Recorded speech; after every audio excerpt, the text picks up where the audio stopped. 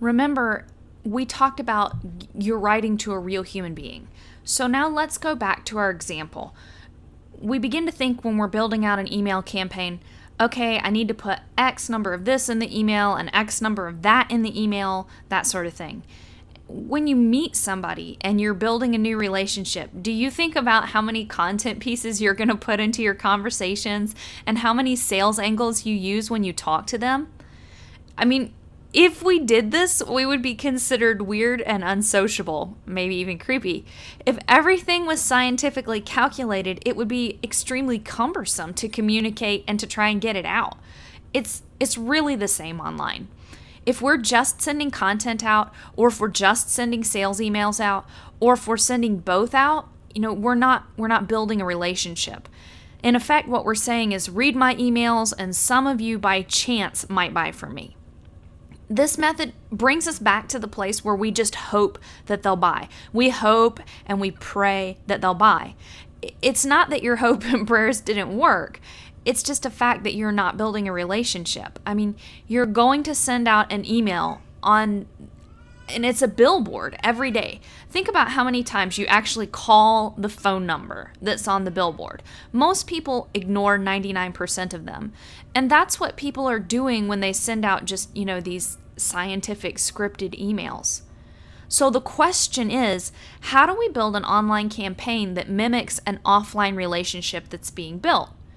Now, before I give you the steps in the background, the terminology that I'm going to use is from a book that I believe should be mandatory reading for anyone who's writing an email campaign.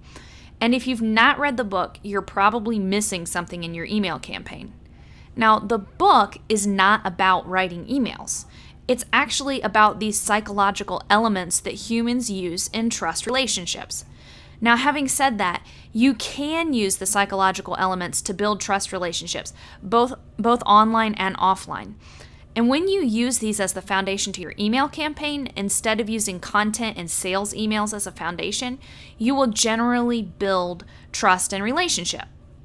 Now, remember again what we say about the trust relationships. People buy based on trust, not on sales copy. People buy based on trust relationship. Again, not based on your sales copy. Saying this now, once there's trust in a relationship, can improving your sales copy improve your sales? Yes. But if someone does not trust you, unless you're selling something at a really good price with no risk, no matter how good your sales letter is, more than likely no one is going to buy. If people trust you, then you can optimize your sales copy and get more sales from the people who trust and respect you. If people don't trust and respect you, no matter how good your sales letter is, you're probably not going to make any sales. Before we go to the terminology, let me give you the name of the book. Again, I believe this is mandatory reading for every person that writes an email campaign. If you're listening to this class and then you read this book and you use it when you write your email campaign, your emails are going to improve. I believe that my email campaigns have improved incredibly because I use what I learned from the book.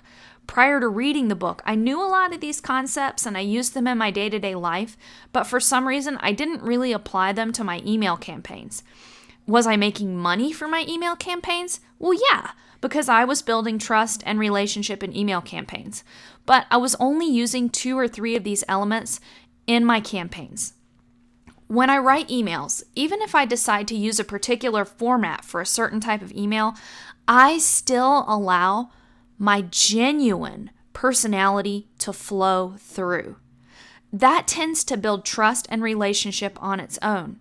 So when I began to apply all the psychological elements and apply them to what I was already doing naturally, responsiveness in my campaigns went up dramatically, and I think you will see the same results. I hope you found the information in this video to be very helpful. If you're interested in learning more about email marketing, click on the link below to get our proven formula for writing a powerful 90-day email campaign. You'll also discover the 3 keys you must have in place to write emails that people really want to read.